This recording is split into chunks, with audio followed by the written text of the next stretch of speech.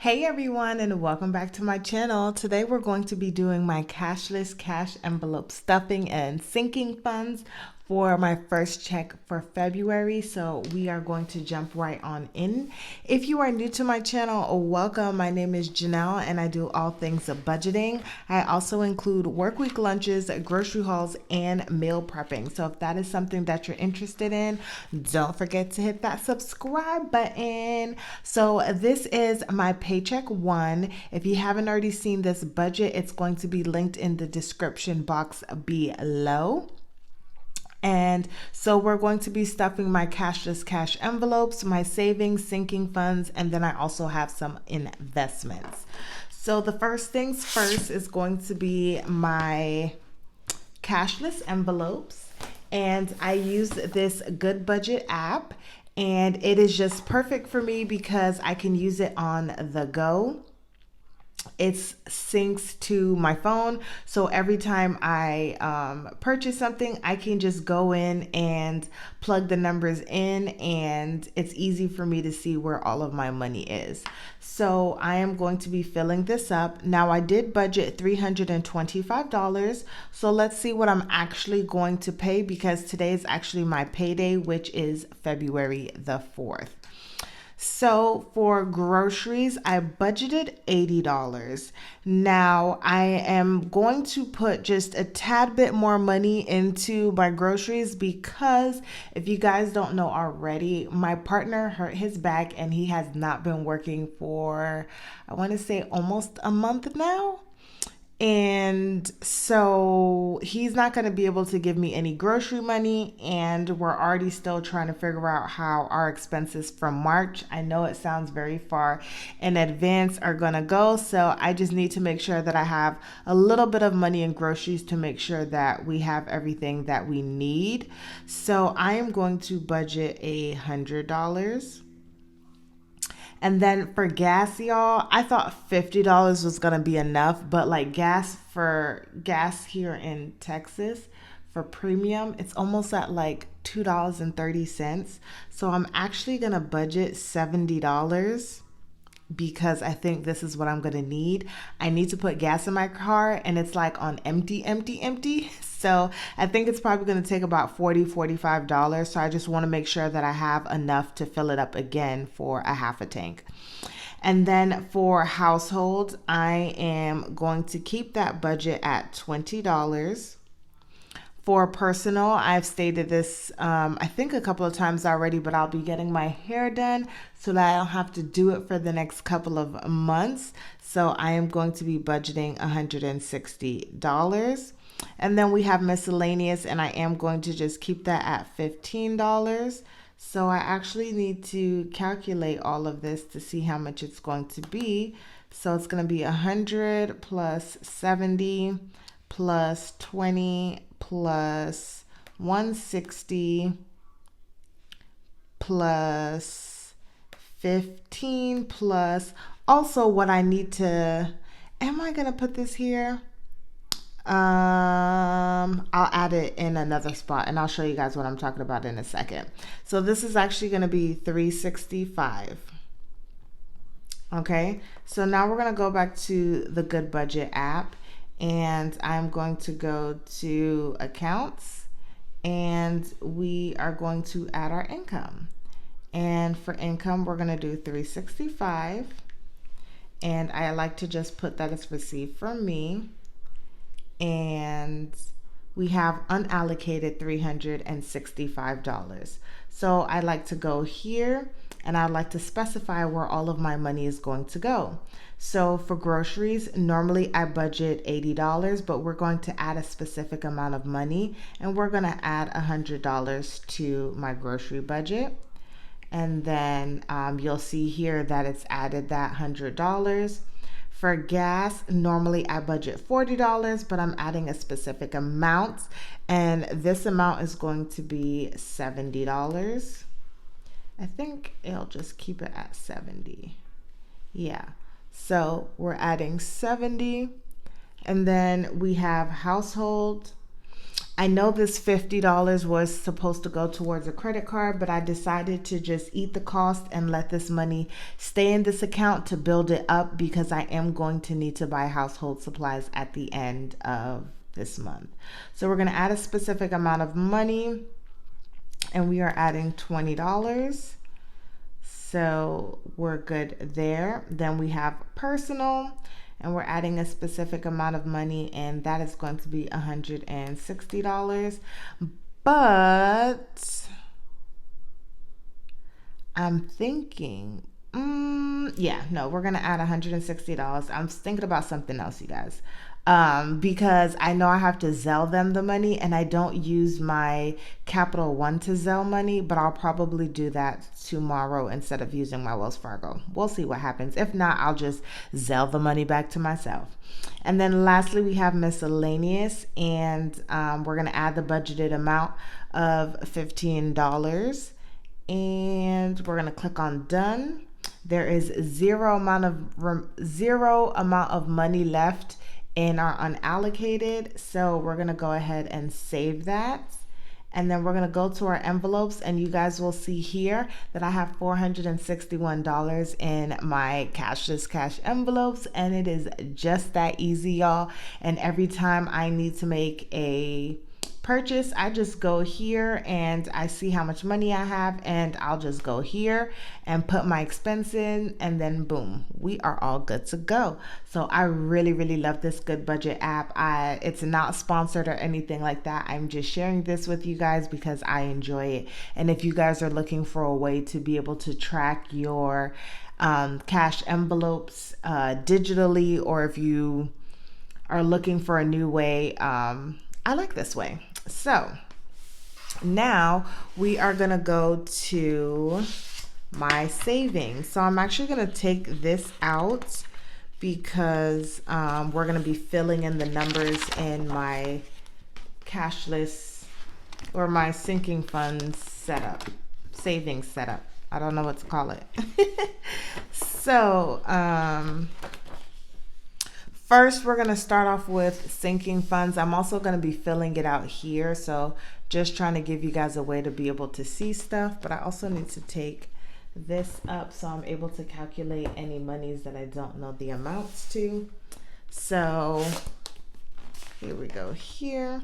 So for car funds, and I guess maybe I'll fill this out afterwards. We'll see what happens. So for car funds, today is the 4th, and I'm doing a deposit, and we are adding $1 into car fund, which brings me back to $2 in that fund. Next is going to be my car maintenance, and we're doing a deposit, and we are adding $15 to that, which is going to bring me to $445. And then my next sinking fund is going to be close, and that is going to be at 2.4. We're doing a deposit, and this is going to be for $10, and that brings me to $20 for my sinking funds. I did have to restart pretty much all of my sinking funds because in January I did go ahead and use all of that money to pay off my Discover card so that I can get that debt out of the way. It was a little hard to do, but I'm glad that I did it. And so this is why there's not that much money here in my sinking funds. So this is for my fun and travel. I added $10 to this, and so now we're at $20. Oops. We have health, and I'm adding, I believe I'm gonna do $10 here. So we're adding $10, and that also brings me to $20. And I just need to make sure that by sometime March we at least have $50 in here, because I'm going to need to re-up on our multivitamins that we use. Then I have holidays, and I'm not super focused on holidays right now as I probably would want to be, but I'm putting $5. And once once I get my car out the way, then I'll really be able to start putting money towards my sinking funds and a lot of the other things that I'm wanting to accomplish this year. Then we have home, and I am giving home a deposit of $10, which brings me to $20. And then we have my 30th birthday, and I'm going to hop on that very soon and putting some more money into here. But I am just going to do what I'm going to do right now until I can do better. And so that puts me at $10 for my 30th birthday. So those are all of my sinking funds. So all of my budgeted did come out to also be my actual. And now we are going to look at my, what are these called again? My investments. And I am going to be putting my budgeted into there as well. So I have sort of 3 investments. I guess I'll come back to these. So my first one is Acorns. And this is just a overall like huge savings for big ticket items. So like when we decide to get married, whenever we have or plan to have a child, start saving for a new home. So we're not really going to be taking money out of this. And this is just for me. My partner has his own investment accounts that he's putting money into. But this is just what I'm saving. So the balance is not exactly how much is in that account. It's just how much money I've actually put towards that account. So we are now at $15 and I put it to my Acorns account. And then my next account is going to be my Roth IRA. And this is my retirement funds. I do plan on opening up another one, but for right now, I am just working with this one. I'm even glad that I have money in here because last year I started a retirement fund where I was putting money aside and was going to open up one and then never did that. So I've put $15 towards retirement. And then lastly, I have my Robinhood. Now I did start my Robinhood last year. And so I have a little bit more money invested into that account than just $15, but this is just what I have done for the year. I have not put up goals as to how much money I want to be able to put in there, but I'm still perusing and thinking about what a good goal will be, and I'll fill that in. And now we're going to go back to my savings account because these are going to get a little interesting. So my first savings account is going to be my Savings One, and that is my savings account that sits with all of my sinking funds in my Capital One account. And I am going to be putting $15 in this account. And we're going to do plus 15.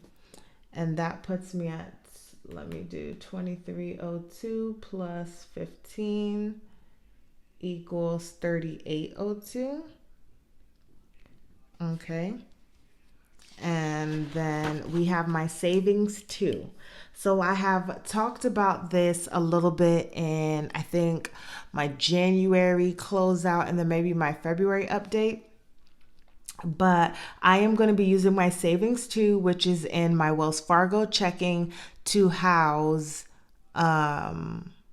2 of my savings. Now, I'm thinking now that I'm talking to you guys about this, that I probably will put my my buffer into this account and then my Great Lakes into my Savings One account. So what I mean by that is for my buffer, instead of saving it in my checking account, I'm going to take that money out and put it into my savings account. And once I reach my buffer limit, then I'll take that money out and transfer it back into my checking account so that the money is actually there so that I can actually be like 1 month ahead on my bills. But for some reason, it's so hard for me to budget with with that buffer on like in my regular paycheck. So that is what I'm going to be doing. And then going forward, I will be using my savings one to house all of my money for my small student loan. So I put $52 towards my student loan each month, and I'm actually going to be putting that money into the savings so that it can stay there and accrue some interest, because I know they're now kind of in talks about maybe forgiving a part or maybe all of your loans. So I don't want to pay it off if I don't necessarily have to, but if I do, then when I do plan to pay for it, I will have all of that money. So that's what's going to be changing with my savings. So for savings two, we're going to have my regular savings amount that I'm going to be putting into here. And this is going to be 2 4. We're going to do a deposit, and that is going to be for $5. And that's going to put me at $35.12. And then, what am I going to be doing? We're going to also do 2 4, and we're going to do this as our buffer. And last month I rolled over a $50 buffer. So we're going to add $50 here. And that's going to bring us to $85.12. So this is going to be nice because my savings are going to grow some here, and I may even just keep that buffer in my savings account longer than I expect, but we'll just see exactly how it goes. So I actually need to include it. I'm going to actually include it. Well, here I have a buffer of 100, so I just did half of it, which is 50. So I actually did go ahead and put that in my budget. And then lastly, we have our emergency funds. So for my emergency funds, I am putting in, what am I putting in? I'm actually putting in $5. And so $5 is going to bring me to $387.00. So I know it doesn't seem like I'm not trying to put too much money in there all at one time, but I'm just trying to be smart and methodical about how I'm putting all of my monies together. So we put $15 into savings, $5 into savings two, and $5 into our emergency fund. So we did $25 altogether. And then we also did $81 towards our sinking funds and our investments. And then I also added my $50 buffer to my income. So this is everything, you guys, and I'll see you guys in the next one.